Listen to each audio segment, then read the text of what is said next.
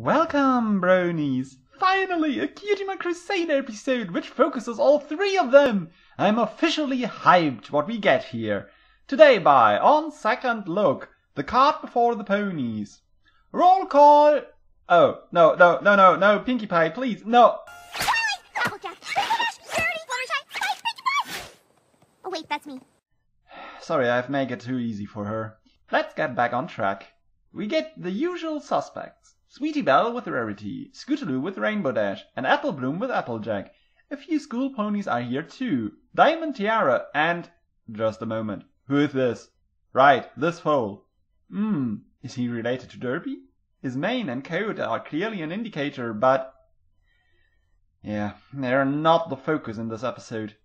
Back to them. I love the way they are portrayed in the episode, and I love the writing.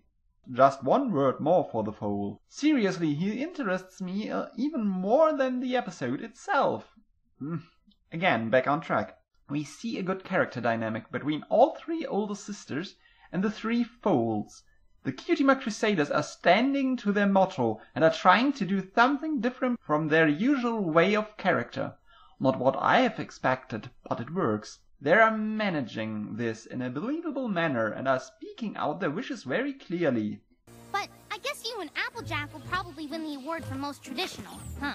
The apples usually do, but honestly, I'd rather build the fastest cart there is and win the race. But I'm pretty sure Scoot and Rainbow Dash will take that award.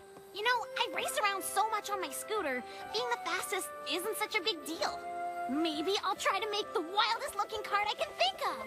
But the older sister are mirrored in their own ambitions and want to build the cart in their own way. They get carried away by their enthusiasm and are ignoring the wishes from their foals. The Cutie Crusaders don't know how to talk it out, and so the strain rises. Or rather, we, the audience, are getting the frustration very easily and are seeing the conflict, but the older ones don't listen. The dynamic is spot on and the relationship between everyone is really good. Even the setting for the older ones are very well portrayed and fitting in the characters perfectly. Rarity wants to undo her loss to another filly. Rainbow wants to win the race, of course, and Applejack wants to stay traditionally. They are all not seeing what their sisters want and are ignoring their wishes totally. As the race starts, they take command and pilot even the carts on their own. So the Cutie Crusaders and even Cheerilee were a little dissatisfied. 1 minute? No, Cheerilee was more in the focus in this episode, but for 1 minute it wasn't enough. She speaks skeptical with the three grown-ups, but doesn't interfere. In addition, she teaches very heavy stuff into little ponies' minds. I mean, physics? Really? And this panel? I understand quite a little bit, but I'm a grown-up. Sorry, characters. The stress rises and then follows this scene. They're not your carts! Huh? We were supposed to design them. And we were supposed to drive them! The derby was supposed to be for us, not the three of you! Now you've ruined it for every pony!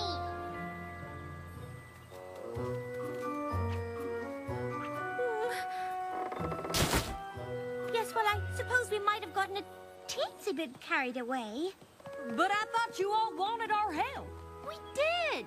We wanted your help to build our carts, but we all ended up with carts that are what each of you wanted. Like usual for the Cutie Crusaders episodes, we get a lesson for the focus group. And a real good one this time. Well, why didn't you say anything? You've all done the race before. I just figured you knew best. Plus, it's hard to speak up to older ponies. Oh, I certainly understand that. But you mustn't think older ponies automatically know best. And we probably could have done a better job of listening to you. I guess we owe all three of you an apology. Maybe not just us.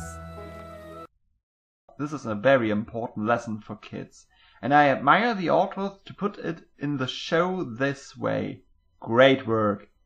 All kids have to learn this lesson in one way or another, and to show it like they did is really good. One fact is even better. We don't see who wins the ribbons. This isn't the main focus in this episode, but rather the conflict and the solution. The grown-ups don't participate in the race after that. A good solution. Kudo to you, Miss Cheerilee. I don't see any mistakes in the characters. They are all written well and act as usual. And the reasons why every Crusader wants something different than we expected is well written too. Today, the first part and the second are nearly equal. Characters are spot on and well played. Now, scenery and plot design. We see a few school ponies who actually don't building a cart, like Twist and Snips. But we get also foals who aren't participating in the class after all, but are building a cart anyway. Like Derpy's little brother or son. Either way, we see little Jim again. Besides of that, the episode is a good work from the writers. The introduction and the pacing are perfect. The Cutie Crusader learn that their older siblings aren't perfect and are making such mistakes. The plot is easy to spot. I mean, seriously, as the three fillies spoke their wishes out, everyone could see how it ends, right? But it is still funny and well written. The village spirit and setting returned, and a male cheerleader is shown. Thanks a lot for showing this! Finally, for the scenery, the song. I love it. The grown-up ponies are catch in their ego trip. They are all singing about me and I and what they have done on their own, and not about the team or simply our cards. And it is a little catchy too, right? What next? Honestly, there's not much who sticks in my mind. The racetrack through the village, but it could be changing again. Ooh, right, the three older ponies with their boiler suits and oil on them. Sweet. And of course, this picture. Working gloves. Great. This episode was what I wished for after The Last Adventurers and Bronydom one. Simply a little bit slice of life with good character work. Resume. Quite different than the last few episodes, the main focus lays on Ponyville again, and on the three Cutie Crusaders and their idols or examples.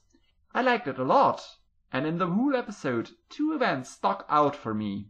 First, Derpy as a filly was really cute, and she has even won the first prize against Rarity. And this here, Derpy's little brother, or son. So we can bury the idea that Dinky was her daughter at all, right? I mean, we see her mum in Flutterbrudder and the little Pegasus here. Sorry. Back on track. The characters are well written and played. The conflict is believable and well staged. All in all, the characters receive 8.5 out of 10 points. Why not more? Honestly, I don't know. I missed something. A little bit of hype? This is without any doubt one of the best Cutie Crusaders episodes. All of them are in the spotlight. It is quite as good as Flight to the Finish, but didn't beat it. The background ponies are interesting and funny, and the moral was really good, and the pacing was good. Scenery and plot design received 9 out of 10 points. Quite as good as the last episode. The episode combines a believable conflict with good pacing and setting to a good episode after all. Totally 8.7 points out of 10.